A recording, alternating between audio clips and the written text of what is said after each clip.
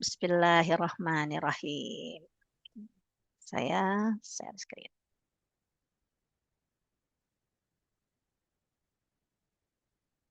Nampak ke? Nampak Ustazah? Alhamdulillah ya. Bisa. Nampak Ya. Ustazah. Jadi tutur kata dalam Al-Quran. Jadi memilih kata-kata ya di dalam Al-Quran. Seperti yang sebelumnya kita sudah bahas tentang cahaya, ini menjadi salah satu dari follow up ya, bahwa Al-Quran adalah cahaya, Allah juga adalah cahaya, maka Allah menginginkan hidup kita pun, tutur kata kita pun juga harus menjadi cahaya. Memberikan penjelasan terang benderang sehingga orang itu jadi lebih paham. Dan cahaya di dalam Al-Quran itu ada dua, ada menggunakan kata nur, ada menggunakan kata dia. Nanti tutur kata kita adalah cahaya dengan menggunakan kata nur. Ya, kenapa? Karena kalau dia, Allah memberikan perumpamaan kalau cahaya dengan dia itu, itulah matahari. Matahari memang full cahayanya, tapi semakin full cahaya matahari, kita tak kuat. Bahkan kita harus pakai sunscreen, ya, kita harus pakai sunblock, ya, karena membakar, bisa merusak. Adapun nur, Allah menggunakan kata nur. Allah juga menyuruh kita nanti cahaya itu dengan nur seperti bulan. Ya, bulan itu semakin full cahayanya, dia semakin menunjukkan keindahan, tak sakit dipandang. Nanti kita pun juga diminta oleh Allah ya seperti cahaya bulan. Semakin full iman kita, semakin full ilmu kita, cahaya itu akan memancar seperti bulan. Bulan purnama nampak indah dan tak membuat mata kita itu menjadi sakit. Nah, ini yang menjadi target kita, bagaimana bahasa yang akan kita pilih adalah bahasa yang cahayanya seperti bulan, walaupun full cahaya, eh, jadi ikon keindahan, ikon romantis. Bahkan jauh sebelum nanti kita memilah-milih kata, jangan sampai bahasa yang luka membuat orang itu jadi sakit.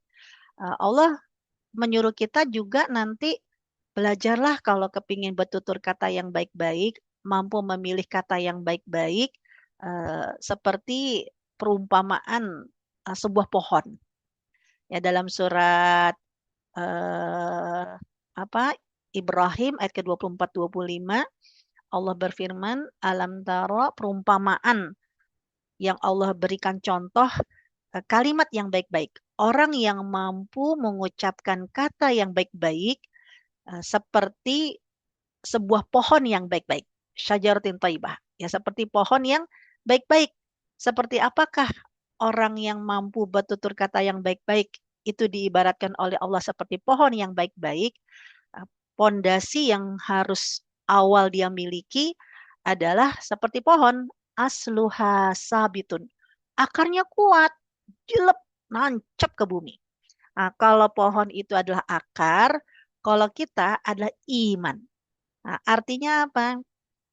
Iman kita itu akan menunjukkan bagaimana kualitas kita berbicara. Kalau berbicara kita kotor, berarti iman kita tidak baik-baik aja. Tapi kalau berbicara kita, tutur kata kita baik-baik saja, tandanya iman kita pun baik-baik saja.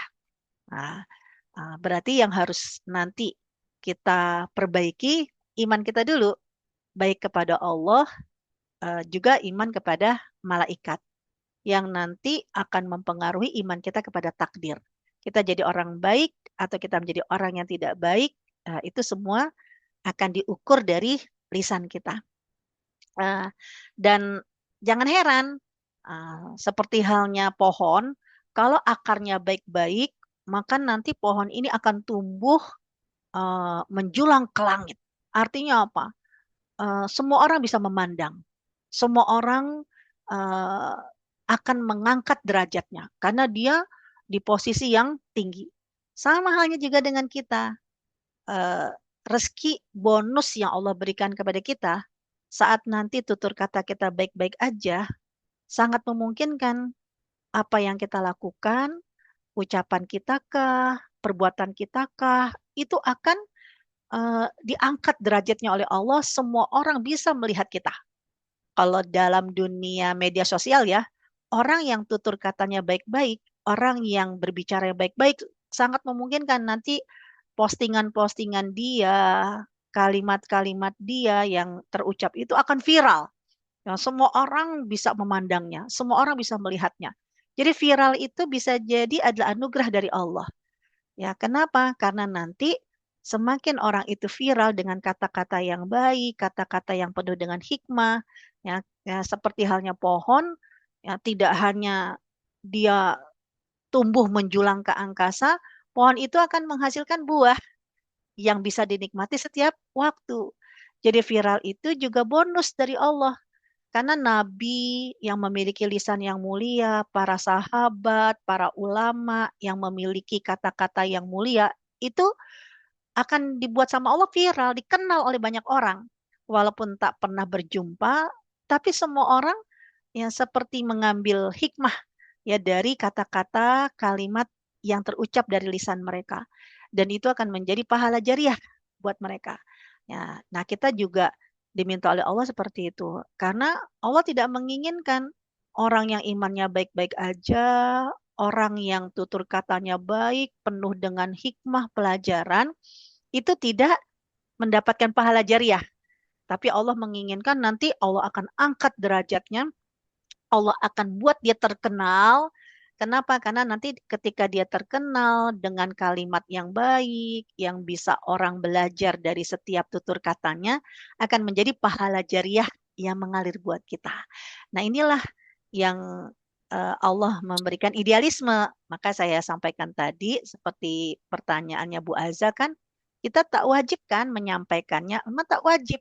Tapi pilihan kita, alangkah indahnya kalau nanti kita belajar dari tutur kata ini, lalu kita menyampaikan kata-kata yang baik, suami menjadi senang, lalu akhirnya kata-kata kita ya tidak hanya didengar oleh suami, mungkin ya kita mempostingnya, yang akhirnya nanti postingan kita banyak orang mengambil hikmah, ya kata cinta kita banyak orang akhirnya meniru, mengambil pelajaran, dan itu akan menjadi jariah buat kita. Nah, asalkan nah, dimulai dari kalau kepingin bertutur kata yang baik-baik, belajarlah dari pohon, yaitu akarnya baik-baik saja. Kalau kita berarti iman kita harus baik-baik aja. Iman dengan apa? Nah, ini saya saya bacakan di dalam surat Qaf ayat yang ke-17, sebenarnya nggak hanya sampai ayat ke-18. Ya, tapi juga izin saya tambahkan nanti sampai ayat yang ke-25. Nah, artinya apa? Tutur kata ini baik atau tidak baik tergantung dari kualitas iman kita. Iman yang dimaksud tidak hanya iman kepada Allah, tapi juga iman kepada malaikat. Ya, karena orang yang beriman kepada Allah dan beriman kepada malaikat nggak berani mengucapkan kata yang tidak baik-baik aja. Pertama, ya dalam surat Qaf ayat ke-17 dan 18. Ketika Allah berfirman, "Id yatalaqal mutalaqiyan." Ingatlah nanti ada dua malaikat yang mencatat perbuatan kita. Yang satu duduk di kanan, yang satu duduk di kiri. Ya, siapa malaikat itu dan apa tugasnya? Kalau pakai bahasa terjemah ya, karena malaikat itu akan mendokumentasikan ya suatu kata yang diucapkan melainkan akan didokumentasikan oleh malaikat pengawas yang selalu siap mencatat. Diterjemah tak ada tertulis nama, tapi dalam bahasa Al-Qur'annya itu disebut dengan malaikat siapa? Raqibun Atid, malaikat Raqib dan malaikat Atid. Raqib sebelah kanan, Atid sebelah kiri. Apa yang akan dilakukan oleh malaikat Raqib dan Atid? Nah, saya akan menambah ayatnya ya dalam surat Qaf tak hanya sampai ayat ke-18 Tapi kita tambah sampai ayat ke-25. Ya, 19 sampai 25.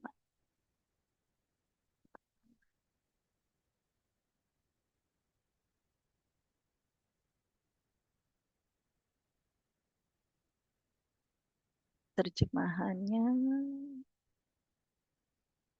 Nah, Bismillahirrahmanirrahim.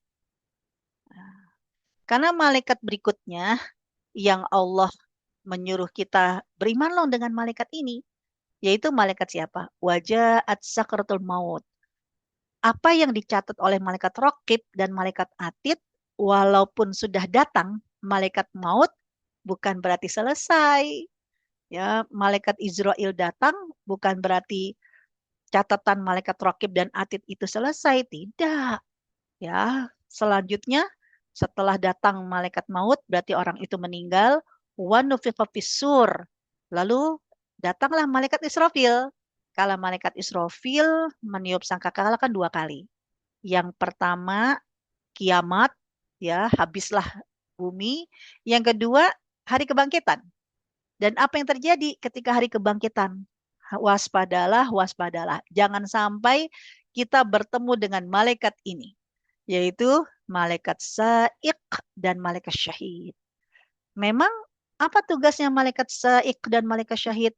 Nah, ketika orang itu dibangkitkan, kalau dia berjumpa dengan malaikat sa'iq, malaikat yang menggiring, dan syahid, malaikat yang menggugat, yang menjadi saksi, berarti ada yang tidak beres dari catatan kehidupannya sebelum dia meninggal. Karena malaikat ini akan menggiring kemana?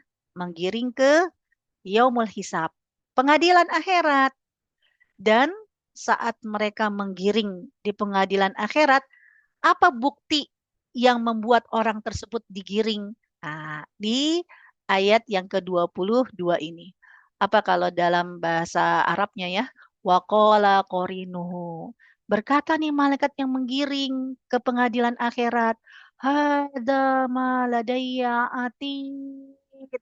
Ini catatan yang diserahkan oleh malaikat atid. Siapa malaikat atid?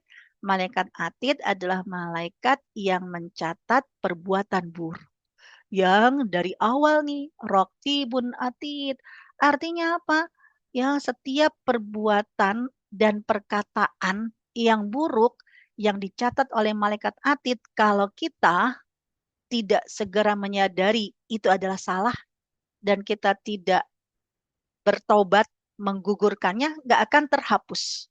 Ya, dari sini berarti apa? Kalau kepingin bertutur kata yang baik-baik seperti tadi perumpamaan adalah pohon yang baik-baik, iman kita kepada Allah, iman kita kepada malaikat yang di ayat ini adalah Raqibun Atid, ya, dan malaikat Saik dan malaikat Syahid, ini benar-benar membuat kita berhati-hati dalam bertutur kata. Nah, sayangnya memang kalau di ayat ke-23 ini nggak disebut nama-nama malaikatnya. Ya, cuman inilah catatan yang diberikan kepadaku. Tapi kita sudah mempelajarinya di ayat sebelumnya, berarti malaikat atid, malaikat yang mencatat di sebelah kiri. Setelah itu, nggak hanya uh, diserahkan catatan dari malaikat atid, apa yang terjadi? Alqiya fi jahannam. Mau nggak mau deh, gara-gara tutur kata yang berdosa, yang menyakiti orang, kita tidak minta maaf, diserahkan oleh malaikat saik dan malaikat syahid, dan nanti pengadilan akhirnya menyerahkan kembali kepada malaikat, ya, malaikat Malik, malaikat yang menjaga neraka. Na'udzubillah min dzalik. Kemudian malaikat siapa lagi? Di surat 51 ayat ke-22-23. Ketika Allah hanya memberikan inspirasi. Dilihat dong di langit. Wafis sama, di langit ada apa? Rizkukum, ada sebab-sebab rezeki. Ya, berarti ada siapa? Ada malaikat yang akan menurunkan rezeki. Malaikat yang akan menunaikan janji. Malaikat siapa itu? Malaikat Mikail. Malaikat Mikail akan menurunkan rezeki. Malaikat Mikail akan menunaikan janji. Apa hubungannya dengan tutur kata? Ternyata Allah menyebutkan bahwa innahu lahakun. Ya, apa yang dijanjikan, apa yang direzekikan, itu akan diturunkan persis seperti apa yang kalian ucapkan. Artinya, ya, bagaimana kata-kata kita itu akan menjadi rezeki, menjadi janji yang Allah turunkan, ya. Karena memang malaikat Mikail dia sudah terprogram, ya seperti itu. Rezeki akan diturunkan, janji akan ditunaikan tergantung seperti apa yang diucapkan. Juga dalam surat Ar-Ra'd ayat ke-11. Waspadalah, waspadalah. Ya, karena apa? Sering kita membaca ayat ini nih. Innallaha la yughayyiru ma biqaumin. Ini sering banget ya guru-guru kita itu membacakan bahwa Allah, ya sesungguhnya Allah, ya, tidak akan merubah satu kaum sampai kaum itu berubah nasibnya sendiri. Padahal ayat ini harus tahu sebab dan akibatnya. Kenapa kok Allah merubah nasib satu kaum? Ya, ternyata apa yang membuat nasib satu kaum itu berubah? Ya karena ada malaikat yang diminta oleh Allah, tugasnya hanya mengaminkan, mengaminkan setiap tutur kata kita. Dan malaikat ini adanya di depan, adanya di belakang, yang bergiliran, bergiliran hanya menunggu kapan pintu langit terbuka. Ya, mereka menunggu atas perintah Allah. Karena kapan pintu langit terbuka, amin. Ya, mereka akan mengaminkan setiap tutur kata.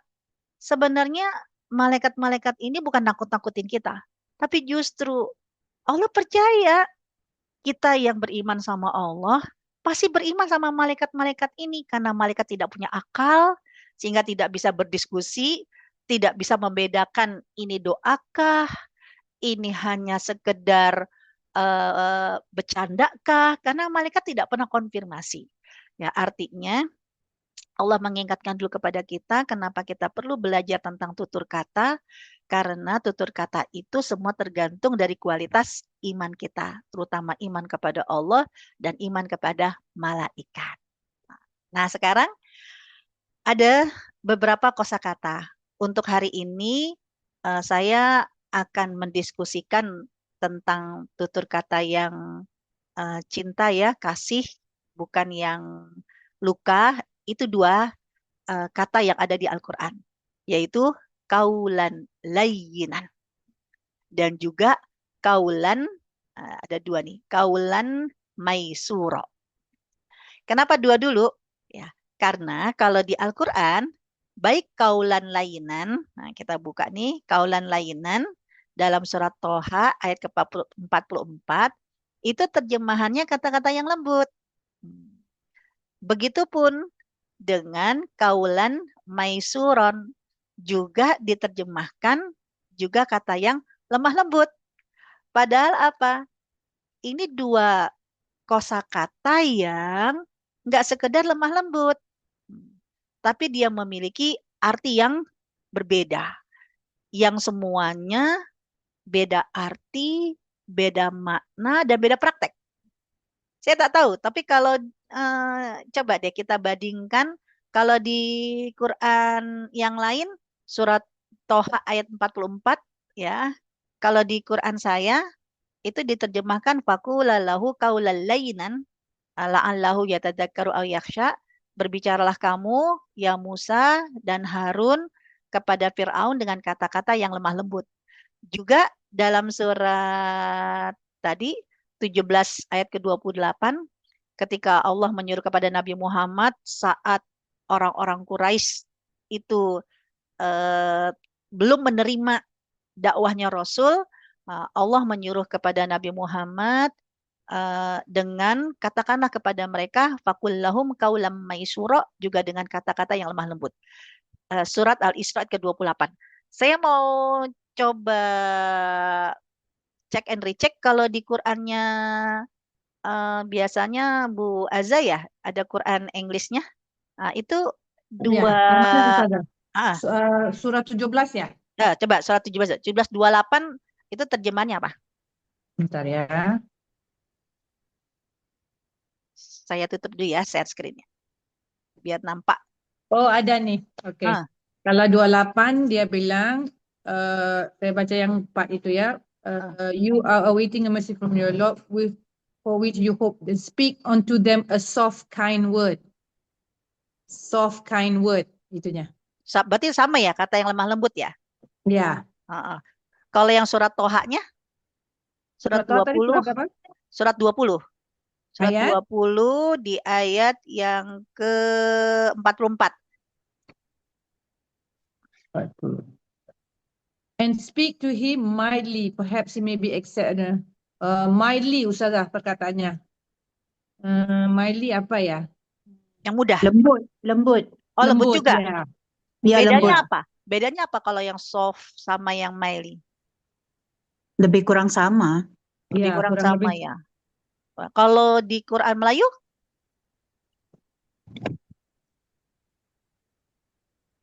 padahal ini dua ilmu komunikasi ya, manajemen retorika, manajemen komunikasi yang berbeda.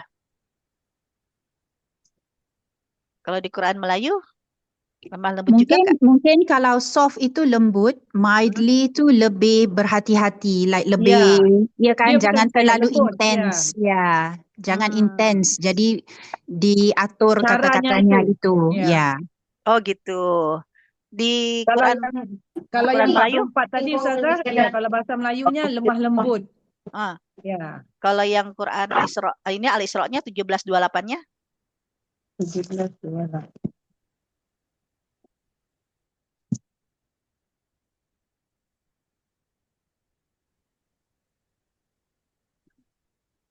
kalau 17:28-nya, Lemah lembut juga katanya. lemah lembut juga ya. Oke. Ya. Oke, berarti memang terjemahan semuanya lemah lembut. Izin kita akan membedakan lemah lembut dengan maisuro. Ya, lemah lembut dengan kaulan lainan dengan kaulan maisuro. Maisura. Oke. Saya buka lagi ya. Jadi, kalau Nabi Musa sama Nabi Harun ketika diminta oleh Allah berbicara kepada Fir'aun, itu kaulan lainan, tak sekedar lemah lembut. Kenapa? Karena melihat Fir'aun yang di kondisi sedang murka, di kondisi yang sedang marah, di kondisi yang hatinya batu, kan seperti itu. Tapi Nabi Musa tak pernah benci kepada Fir'aun. Walaupun Fir'aun mengaku Tuhan, berbuat kejam, Nabi Musa tak pernah benci kepada Fir'aun. Sebab apa? Sebab Nabi Musa itu punya hutang budi sama Fir'aun. Dan statusnya sebagai anak angkat. Ya. Fir'aun lah bersama dengan Ibunda Asia kan, yang Ya. merawatnya. Jadi pangeran Mesir kan gitu. Artinya, walaupun Fir'aun di kondisi yang sedang hatinya keras, marah, tapi Nabi Musa diminta sama Allah tak boleh benci Fir'aun. Justru karena dia sayang sama Fir'aun, dia kepingin Fir'aun itu berubah. Dia kepingin Fir'aun itu menjadi baik. Nah, maka Allah memahami keinginan Nabi Musa. Makanya Nabi Musa diminta oleh Allah kaulan lainan, kata yang lemah lembut ini, para ulama menyebutkan memilih kata-kata yang tidak memprovokasi.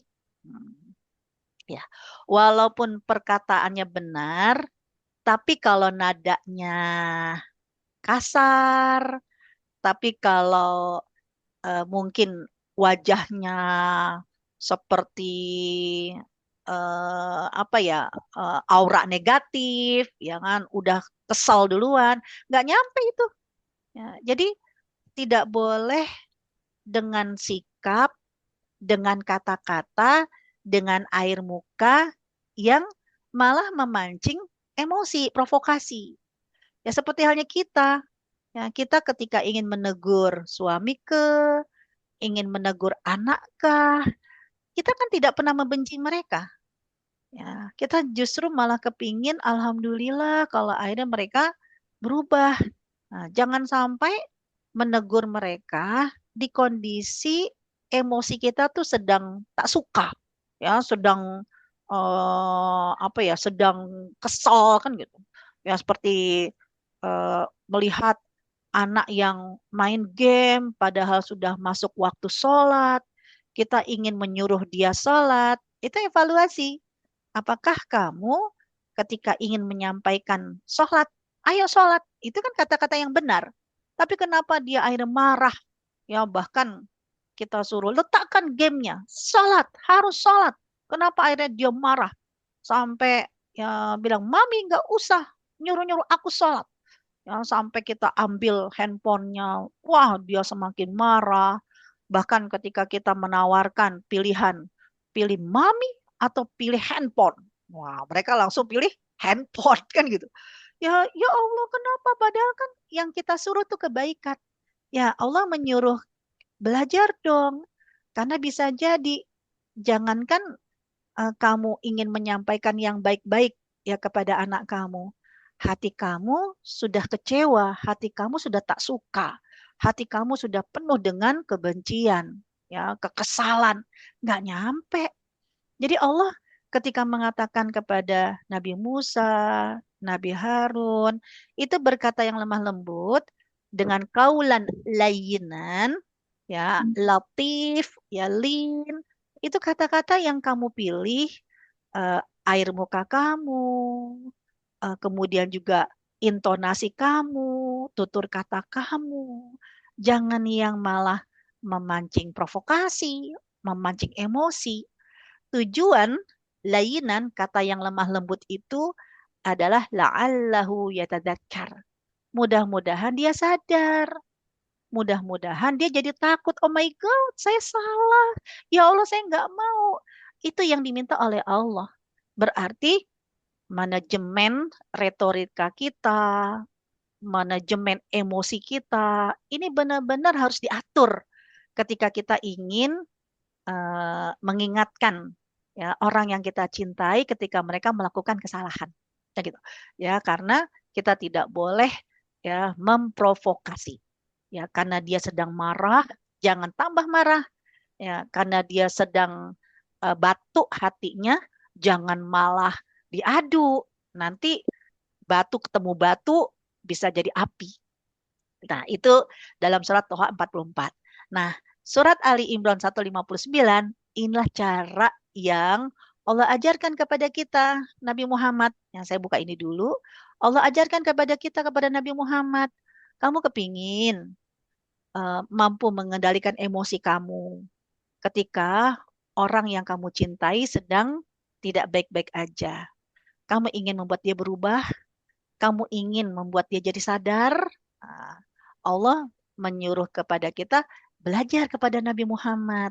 Karena Nabi Muhammad bisa akhirnya memiliki karakter, kata-kata, wajah yang lemah lembut. Itu bukan karena, ya iyalah dia Nabi.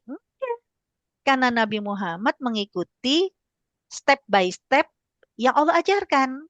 Maka kita pun juga demikian. Kalau kita kepingin memiliki kekuatan, kelemah lembutan, tidak hanya tutur kata, air wajah kita, nada kita, ayo by step ya, step by step yang diajarkan oleh Allah, kita juga melakukannya. Yaitu di surat Ali Imran 159. Dimulai dengan firman Allah, "Fabima rahmatim minallahi lintalahum." Lin. Ya, maka berkat rahmat dari Allah ya Muhammad, kamu baru bisa berlaku lemah lembut. Artinya apa? Memiliki hati yang lemah lembut, memiliki tutur kata yang lemah lembut, memiliki air wajah yang menenangkan, lemah lembut, itu adalah rezeki anugerah dari Allah. Artinya kita nggak kepingin Allah tidak memberikan rezeki kepada kita dengan air wajah, hati yang lemah lembut. Kan kita kepingin, ya Allah ini rezeki, Karena yang akan kita dampingi adalah orang yang kita cintai. Ya itu suami kita, itu anak kita. Seperti halnya kita sudah tahu, kita sudah berubah, kita kepingin dekat sama Allah, hal yang sama. Kita juga menginginkan suami kita, orang tua kita, anak-anak kita, ya juga memiliki pemahaman yang sama. Ya, maka Allah mengingatkan dulu, kalau kamu kepingin memiliki semua itu, jangan lupa itu adalah rezeki dari Allah. Rezeki. Kepingin kan kita mendapatkan rezeki itu? Rezeki ini tidak instan Allah berikan. Tapi rezeki ya Allah akan berikan ketika siapa di antara kita yang memang mempersiapkannya. Kayak apa persiapannya itu? Nah, ini diminta oleh Allah. Ya, sampai diancam sama Allah. Walaupun tafadzon ghalidul qalbi. Kalau kamu masih bersikap keras, hatinya kasar, udah orang-orang akan menjauh dari kamu. Nah, seperti tadi, jangan sampai taklimnya kita, semakin berilmunya kita, membuat suami tak nyaman sama kita, anak tak suka sama kita. Saat kita menasehati, mereka malah tuh, ustazah lagi ceramah, tuh, ya, ustazah lagi apa? Lagi menggurui kita. Ya, kita udah tak suka, ya kan? Kalau mami sudah sok pinter, mami udah sok alim, ya kita tak suka. Kita lebih senang mami yang dulu, mami yang sayang sama kita, bukan mami yang marah-marahin kita melulu. Jangan sampai ada orang yang kita cintai, suami kita ke, anak kita ke, kok saat kita menyampaikan kebaikan, mereka malah lari ya, mereka malah tak suka. Berarti ada sesuatu yang salah. Ya ketika kita menghadapi mereka, ketika kita ingin memberikan apa nahi mungkar kepada mereka, maka Allah menyuruh kita belajarlah seperti Nabi Muhammad. Nabi Muhammad itu kenapa bisa hatinya lemah lembut, wajahnya menenangkan, tutur katanya juga mendamaikan. Ya karena Rasulullah belajar dulu step by step, yaitu diminta oleh Allah Subhanahu wa taala dengan apa? Ya dengan pertama fa'fu anhum. Ya kamu lapang dada dulu. Kamu memaafkan dulu. Ya seperti halnya Allah. Jadi Allah itu sayang sama kita. Allah itu memiliki nama Ar-Rahman Ar-Rahim. Sayangnya Allah sama kita. Pada saat melihat manusia itu salah, Allah nggak langsung murka. Allah nggak langsung mengazab, menghukum. Enggak. Tapi sayangnya kita, apa sayangnya Allah sama kita, Allah memiliki sifat al-afu, maha pemaaf. Allah berikan kesempatan kepada kita untuk berubah. Yang seperti halnya kita sekarang. Karena Allah itu memiliki nama Rahman dan Rahim, Allah sayang sama kita, Allah melihat kita bersalah, Allah melihat kita berdosa, Allah nggak langsung mengazab kita. Tapi Allah tunggu perubahan kita. Dengan cara Allah maafkan dulu. Buktinya apa? Tak ada di antara kita yang Allah ungkap dosanya. Yang Allah ungkap aibnya. Karena apa? Karena Allah mau memaafkan. Allah tahu kita punya salah, tapi Allah tunggu berubahnya kita. Maka Allah maafkan. Allah tidak ungkap aib kita. Bayangkan kalau dosa itu diibaratkan oleh Allah dengan aroma busuk. Aduh, sudah busuk nih semua. Bau-bau tak sedap yang keluar dari tubuh kita. Bayangkan kalau dosa itu Allah tampakkan dengan luka koreng. Aduh, ini sekujur tubuh kita udah membusuk, luka-luka koreng. Tapi ternyata Allah maafkan. Walaupun kita punya salah, Allah maafkan. Kenapa? Karena Allah menginginkan memberi kesempatan kepada kita untuk berubah. Nah, macam kita juga begitu. Ini suami kita loh. Ini anak kita loh. Ya, gimana caranya mereka ingin berubah? Kita maafkan dulu. Semua orang punya salah. Hari ini dia bersalah, ada hari esok kok dia bisa jadi berubah. Gimana caranya dia berubah? Ya kita maafkan dulu. Kita lapang dada dulu. Ya, jangan ya kita langsung benci dia. Langsung kita hilangkan kebaikan-kebaikan dia. Enggak, langsung kita ungkit-ungkit keburukan dia. Jangan. Jadi ya tetap ya hati kita lembut, kita maafkan dulu. Ya, kemudian Setelah itu apa? Wastaghfir lahum. Ya kita mohonkan istighfar kepada Allah untuk mereka. Rasulullah SAW itu beristighfar 100 kali. Saat Rasulullah menyuruh para sahabat saat konflik, itu Rasulullah menyuruh beristighfar 70 kali. Wajar hati kita belum lembut. Wajar hati kita belum lapang. Karena dalam 24 jam keseharian kita, sudahkah kita menyempatkan waktu untuk beristighfar 100 kali? Ya. Kalau kita belum mempersiapkan diri ya beristighfar 100 kali, sebelum kita ingin menegur, mengingatkan orang-orang yang kita cintai, istighfar dulu 70 kali, istighfar dulu 100 kali. Ya, itu untuk melembutkan hati kita dan agar Allah Subhanahu wa taala ya tidak membuat kita mengeluarkan kata-kata yang menyakitkan. Itu kita istighfar. Nah, baru ya, kemudian apa? Wasyawirhum fil amr. Musyawarah. Kalau musyawarah artinya berdiskusi. Berdiskusi itu, musyawarah itu bukan menggurui. Musyawarah itu, berdiskusi itu bukan menasehati. Karena kalau menasehati, itu di kondisi iman dan amal sefrekuensi. Nah, jadi dari sini saya langsung astagfirullahalazim. Ternyata kita salah. Ya, kalau kondisi tidak sefrekuensi imannya, nggak sefrekuensi amalnya, artinya kita di kondisi yang baik-baik aja, dia dalam kondisi yang tidak baik-baik aja, Allah menyuruh kita dengan musyawarah.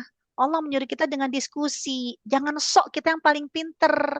Jangan sok kita yang paling benar sehingga menyalahkan. Ah, kalau saling menasehati, ya saling mengingatkan, itu di kondisi iman dan amalnya sama-sama sefrekuensi. Mari kita lihat. Jadi bedakan kalau misalnya habis taklim nih, habis taklim kan bisa jadi iman kita ya semuanya sefrekuensi, amal kita sefrekuensi. Maka ketika kita saling mengingatkan, saling menasehati, apa moga-moga kita semua saling memaafkan ya, moga-moga kita semua bisa istiqomah ya, saling mengingatkan ya. Tolong ingatkan saya kalau salah ya, tolong nasihati saya kalau saya salah ya. Itu pasti akan tersambut dengan baik. Kenapa? Karena memang kita di level yang sama imannya, di level yang sama ya amalnya. Nah, itu yang ada dalam surat Al-Asr. Mari kita lihat dulu. Surat Al-Asr, surat 104 ya. 104.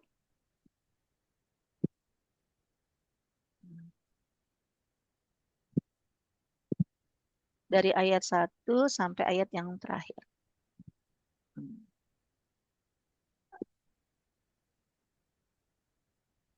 Nah, ini. Jadi Allah Subhanahu wa taala menyuruh saling menasehati, ya, saling menasehati ya dalam kebenaran dan saling menasehati dalam kesabaran, ini di kondisi orang itu yang sama-sama sefrekuensi imannya, sefrekuensi amalnya, sama-sama lagi tinggi imannya, sama-sama lagi bagus ibadahnya, baru ya mereka akan nerima ya, tolong ingatkan aku kalau aku punya salah ya, tolong ingatkan aku kalau aku punya hutang ya, tolong ingatkan aku buat sabar ya. Itu mereka akan disambut dengan baik kalau memang sama-sama imannya itu di kondisi yang baik-baik aja, amalnya, sholatnya, zikirnya juga lagi baik-baik aja. Ini yang diminta oleh Allah dalam surat Al-Asr. Saling menasehati jika memang ya sefrekuensi. Tapi beda ketika di kondisi orang-orang yang tidak sefrekuensi sama kita. Alhamdulillah iman kita lagi bagus. Alhamdulillah ibadah kita lagi bagus. Ya ini kok suami kita, anak kita. Kenapa ini sholatnya kayak begini? Kenapa ini kok ya mereka ibaratnya zikirnya, tilawahnya. Aduh kalau di rumah kita ini udah merasa tenang, merasa aman, padahal zikirnya sedikit, padahal sholatnya bolong-bolong. Aduh, itu takutnya kita. Nah, artinya kan nggak sama frekuensi iman kita. Nah, Allah nggak menyuruh dengan saling menasehati. Allah menyuruhnya dengan diskusi. Kalau diskusi berarti jangan dong bahasa kita bahasa menggurui. Jangan bahasa kita bahasa menyalahkan. Jangan dong bahasa kita bahasa nasihat. Mental. Tapi kalau diskusi itu berarti kita minta pendapat mereka. Kita minta arahan dari mereka. Jadi pura-puranya ya bahwa ya kita ini butuh nasihat juga, ya kita butuh solusi juga, kita butuh pandangan mereka, sharing mereka. Nah ini yang saya akhirnya mempraktekkan ini ya ketika di rumah saya. Kenapa? Karena yang namanya laki-laki nggak suka dinasehatin sama perempuan. Yang namanya laki-laki nggak suka disalahi, digurui sama perempuan. Tapi yang namanya laki-laki paling seneng kalau merasa dibutuhkan. Yang namanya laki-laki paling seneng ketika merasa paling pinter. Ya, maka saya ketika ada hal-hal yang ibaratnya eh, baik di Quran kah, baik di hadis kah, ingin saya sampaikan kepada suami saya, ya saya nggak akan menyampaikan kepada suami saya, nih kata Al-Quran begini, ini kata hadis begini. Ya, suami saya bukan ustadz, ya suami saya praktisi keuangan. Itu kalau ya mentang-mentang istrinya ustazah gitu loh, istrinya guru, ya lalu suaminya berhak untuk dinasihati. Bisa stres suami saya. Ya di rumah dinasehatin melulu. Tapi saya turunkan ego saya. Saya coba buka ya kehormatan dia ya dengan apa? Pura-pura nggak tahu. Ya saya cuma bilang, "Ayah, ini kayak begini, gimana ya cara mengamalkannya? Ini gimana ya cara memahaminya?" Itu biasanya kalau perempuan pura-pura nggak tahu, nanti laki-laki itu akan jadi sok tahu, merasa dibutuhkan, merasa dia paling pinter. Ini begini nih. Ya, dan inilah musyawarah. Artinya dia juga menyampaikan pendapat, dia juga memberikan sharing, dan ini akan mendatangkan keharmonisan. Ya, nah Rasulullah SAW diminta oleh Allah, kalau kamu ingin melihat ya ingin merubah seseorang ketika orang itu dalam melakukan kesalahan, kita kepingin amar ma'ruf nahi mungkar, jangan saling menasehati, tapi ya dengan opsi. Nah ini yang dilakukan sama Rasulullah SAW ketika ada seorang sahabat kan minta izin sama Rasulullah, ya Rasulullah izinkan dong saya berzina. Coba ya, masa minta izin berzina? Udah jelas-jelas zina itu hukumnya haram. Nah, Rasulullah mengamalkan ini. Ya, bahwa orang yang tidak sefrekuensi imannya sama amalnya, ya dia sedang lemah imannya, ya sedang bad mood ya, emosionalnya, ya maka bukan menasihati. Rasul nggak bilang astagfirullahalazim, kamu tuh begitu, kamu tuh begini. Enggak. Ya Rasulullah ya membuka peluang berdiskusi. Apa kata Rasulullah? Bagaimana menurut kamu kalau ternyata ada seorang wanita ya dia berzina, ternyata wanita itu adalah istrimu. Bagaimana kalau istrimu, anak perempuanmu, ibumu ini ingin disetubuhi, ingin dizinahi oleh laki-laki? Apa kata sahabat tersebut? Aku nggak akan biarkan, aku nggak rela putriku, aku nggak rela saudari perempuanku, aku nggak rela ibuku, aku nggak rela istriku itu disetubuhi ya sama orang lain. Nah, maka ketika Rasulullah berdiskusi seperti itu dengan sendirinya kan, sahabat itu akhirnya ya Rasulullah kalau gitu aku nggak jadi berzina. Hai, ya hal yang sama ketika ada seorang badui buang air kecil kan, ya buang air kecil di masjid. Ya, dan para sahabat termasuk Umar tuh marah banget, ingin ibaratnya mengeksekusi, menghukum orang Badui ini. Tapi kata Rasulullah, tahan, jangan begitu. Karena dia bisa jadi nggak paham kalau air kencing itu najis, nggak boleh ada di masjid.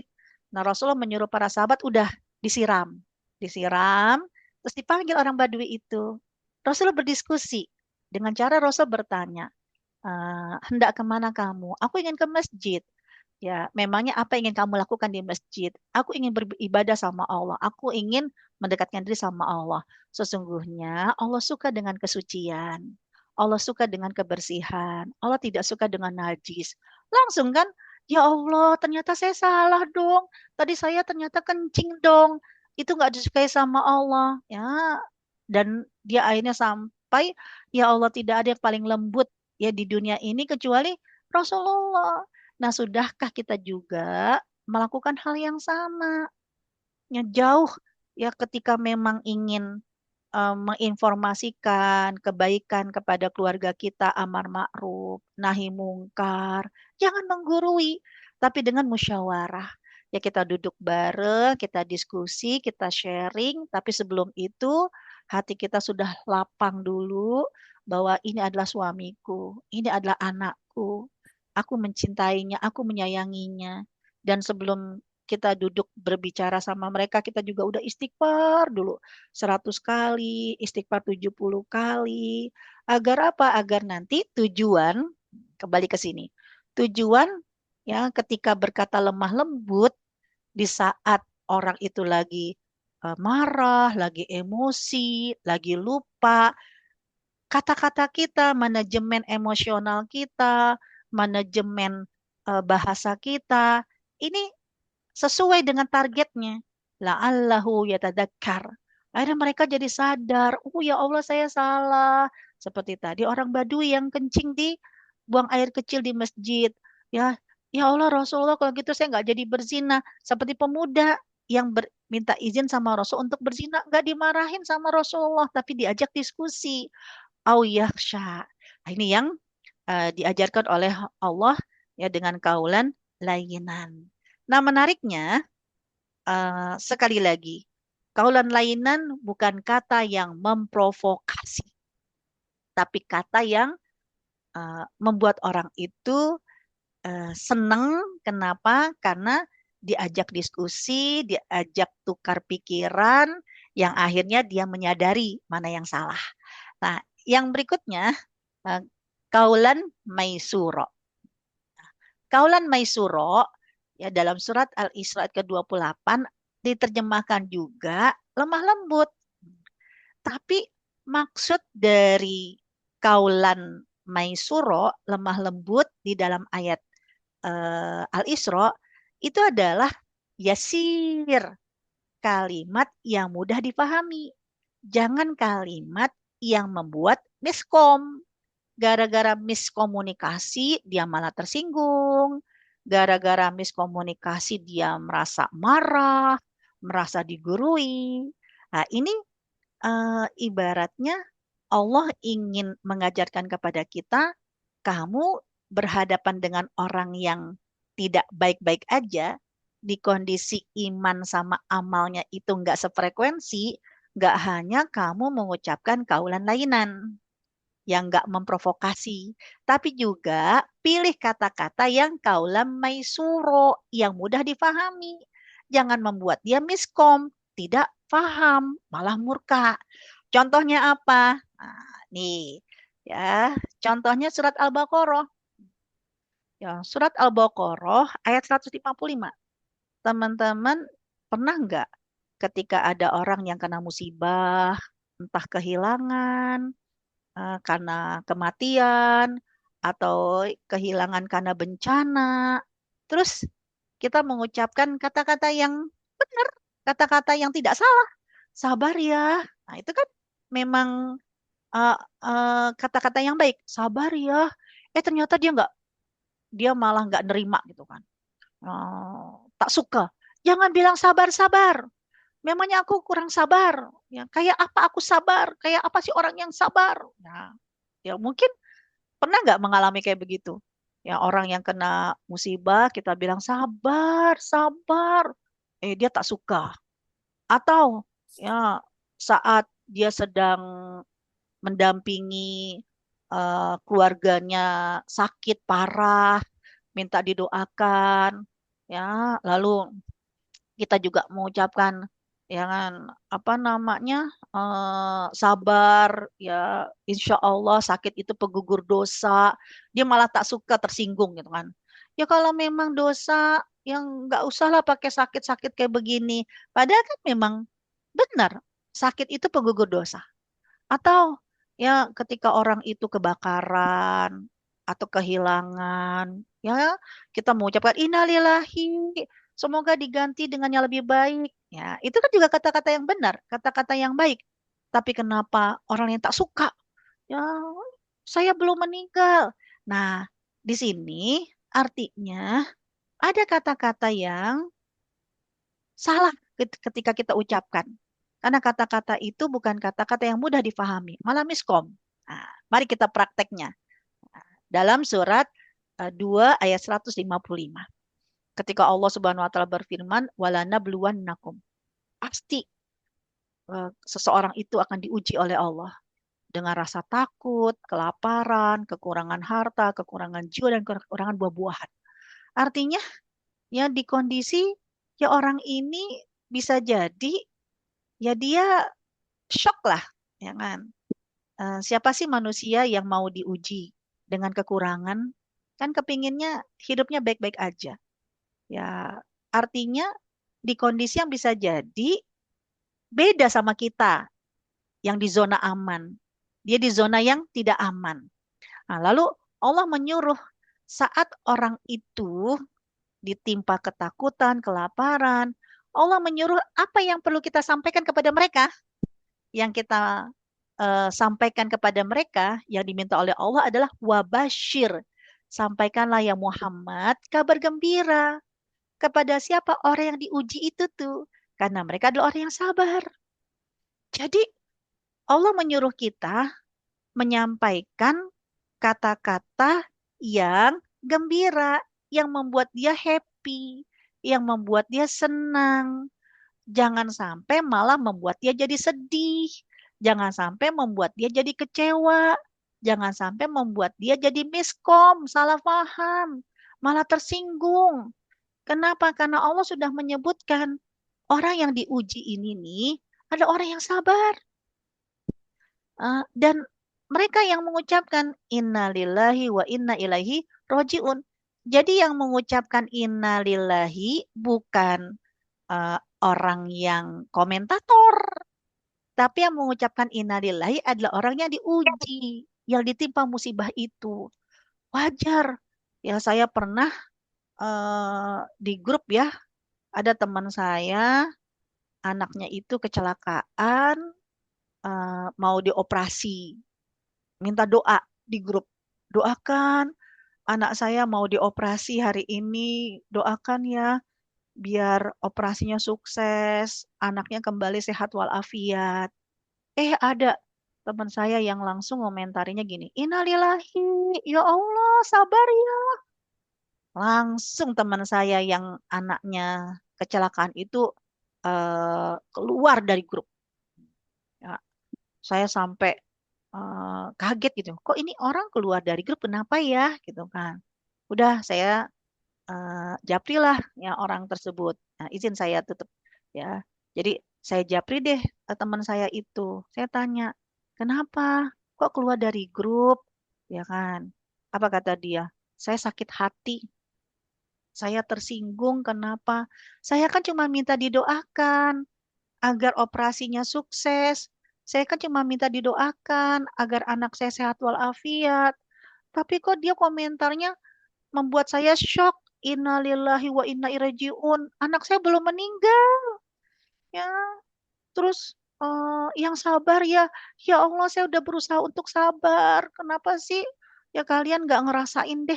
Nah, berarti ucapan kita memang benar. Jadi ucapan teman saya yang bilang innalillahi, memang itu kata-kata yang disebutkan oleh Allah. Sabar itu juga dari Allah, tapi bukan kata-kata yang lemah lembut. Bukan kaulam maisuro. Kenapa? Karena ucapan dia membuat orang lain miskomunikasi. Ya, padahal yang diminta oleh Allah adalah menghibur, kata-kata yang gembira, membuat dia jadi bahagia, membuat dia jadi senang, membuat dia tidak dihakimi, membuat mereka tidak dicurigai, ya, seakan-akan nggak sabar. Ya, karena coba deh teman-teman, di grup tiba-tiba ada yang posting, innalillahi wa inna ilaihi rajiun. Kepikirannya apa? Ada yang meninggal kan? Ada yang Iya. wafat kan? Itu miskom. Jadi dari sini ya Allah, ya eh kaulan maisuro, kaulan layyinan itu dipilih oleh Allah untuk kita ketika berhadapan dengan saudara kita yang kondisinya tidak baik-baik saja. Kondisinya yang memang imannya, amalnya ya saat itu ya mungkin ya sedang hilap, sedang shock. Ya jangan kata-kata kita baik. Ya, sampai saya tegur teman saya, kenapa kamu bilang innalillahi? Loh kan Allah yang nyuruh. Eh, di dalam Al-Quran yang mengucapkan innalillahi wa inna ilaihi rajiun itu bukan komentator, tapi yang diuji. Kan ayatnya gitu. Ya, Iya. Jadi sampaikanlah. Ustaz apa ya? Gimana harus kita ini? Jadi Apa perfect words-nya? Bu Azah Hmm. perlu men-challenge karena saya pernah men-challenge dan saya menemukan kata-kata yang eh, enak di hati, ya miskom apa tidak miskom ketika memang kita perlu men-challenge diri kita sendiri. Kalau saya berada di posisi seperti itu, enaknya kata-kata apa sih yang membuat saya terhibur? Kan begitu. Mm-mm. Bukan membuat saya jadi tersinggung. Saya tuh sampai men-challenge 2 kali. Pertama waktu saya sakit. Waktu saya sakit, ya kan, saya eh, lelah. Kenapa?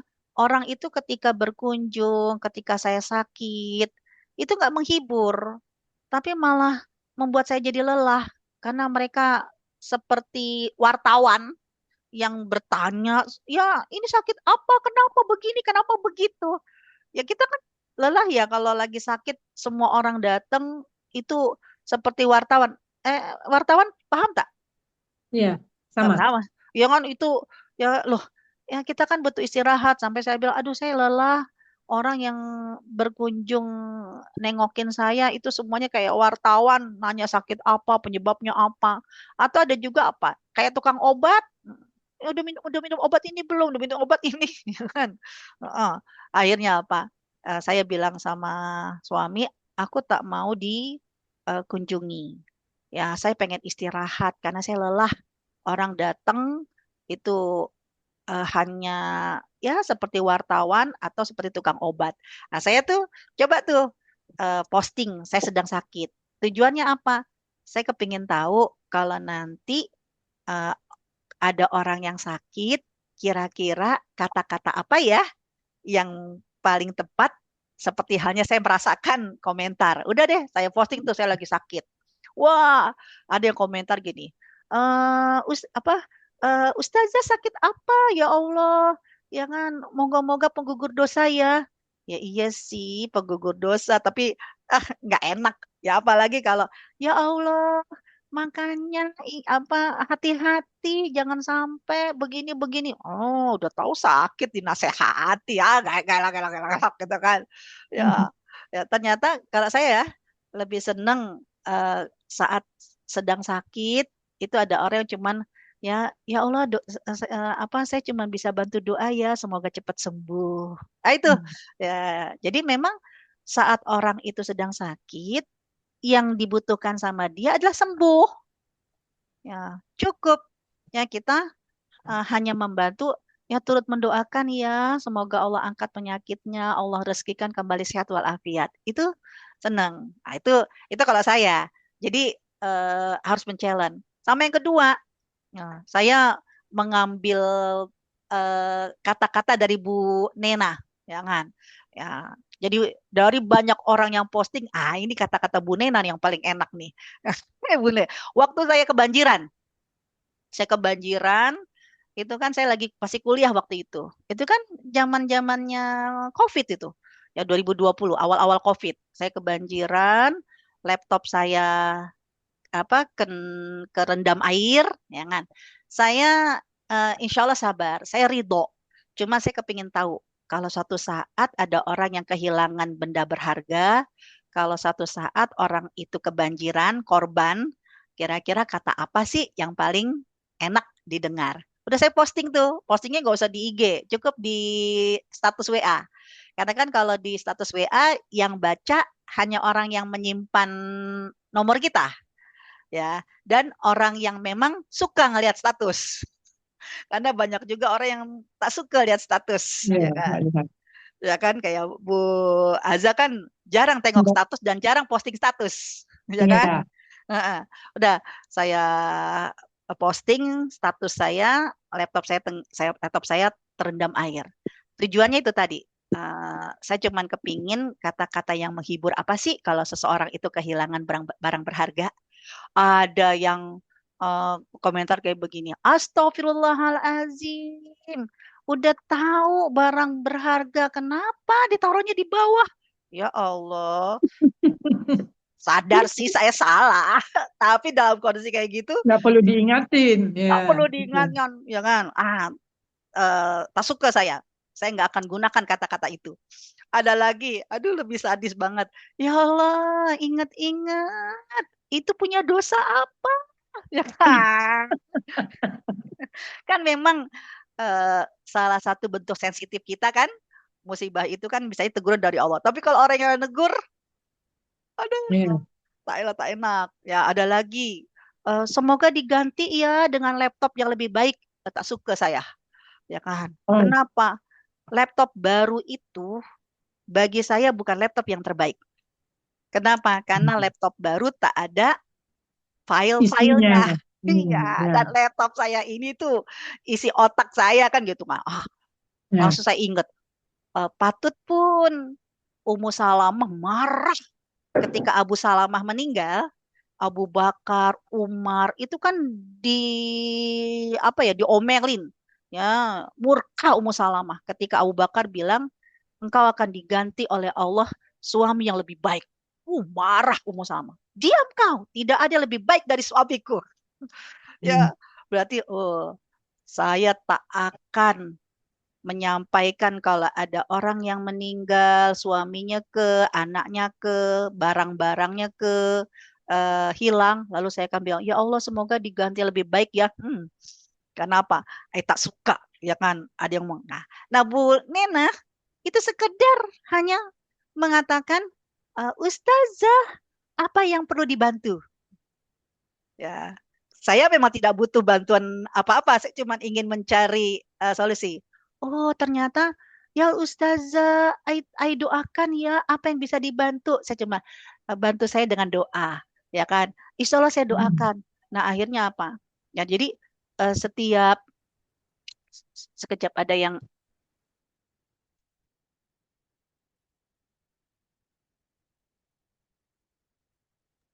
sekejap-sekejap ini anak saya pulang pintu dikunci lagi. Ntar ya. Oke.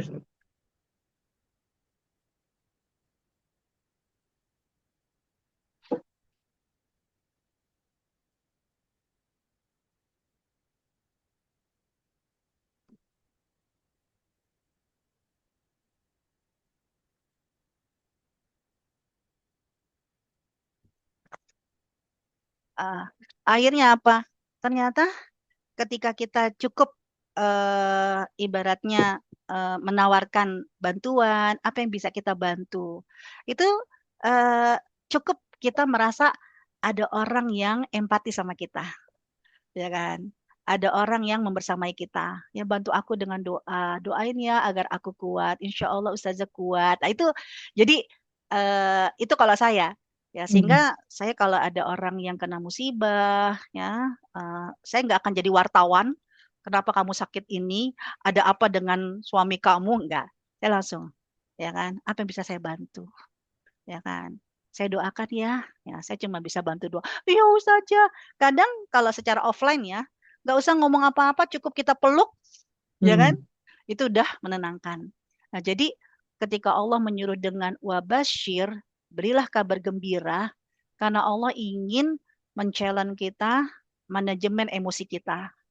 Ya, manajemen retorika kita. Ya, kenapa? Karena kata-kata itu yang lain lemah lembut, artinya yang tidak provokasi, yang maisuro bukan malah miskom, ya orang itu jadi mudah memahami. Ya contohlah macam kita nih, ya kita sudah rapikan rumah. Begitu kita pulang sampai rumah, itu rumah berserak berantakan.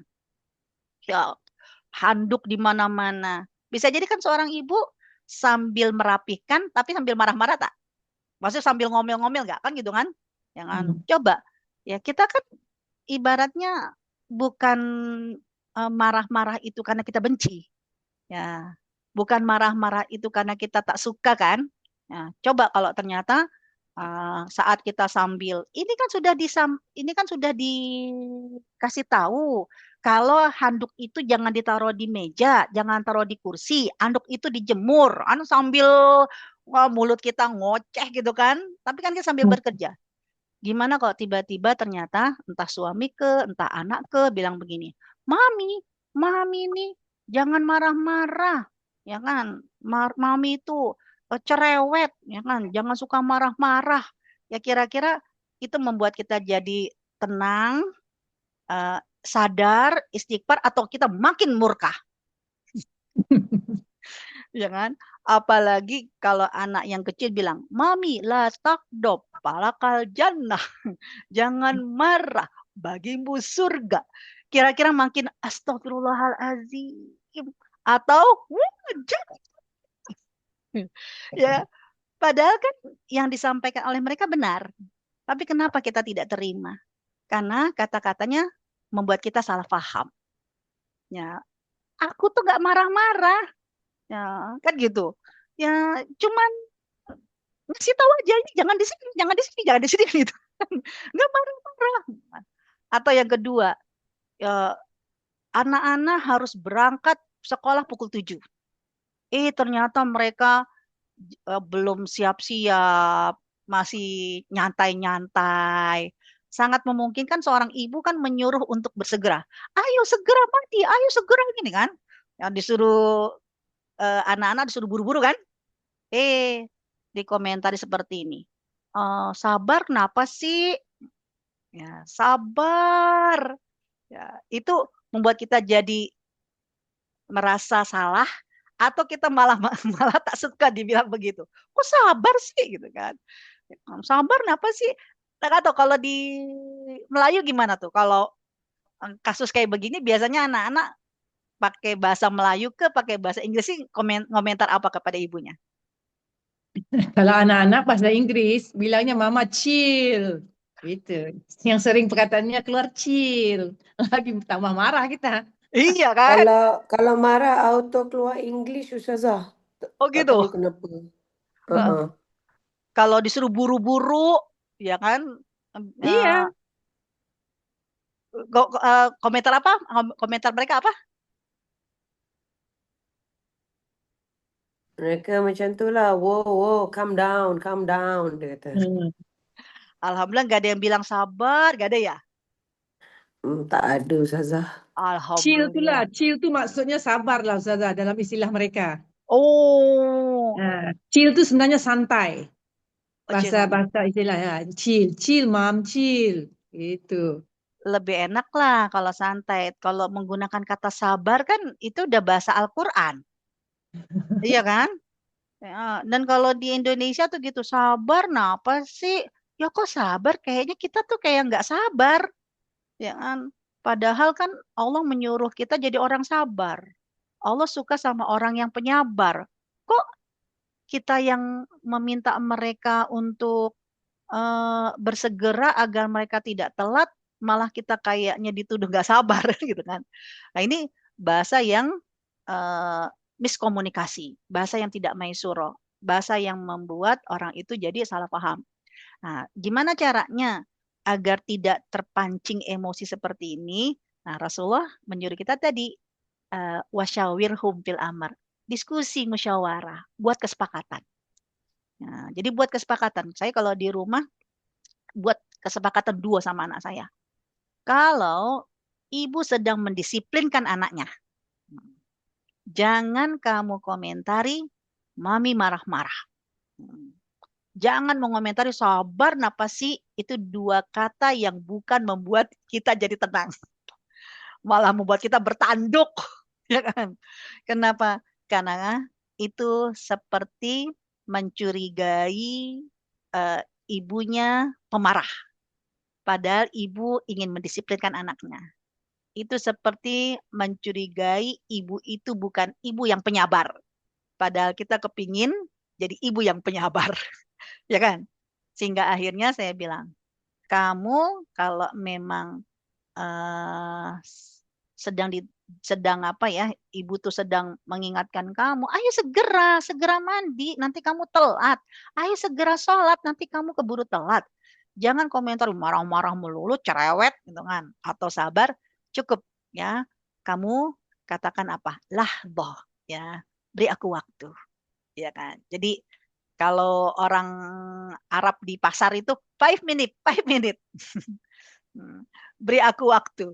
Ya, artinya bukan kita yang salah, tapi mereka yang memang tidak mampu mengendalikan ketepatan waktu, kedisiplinan waktu.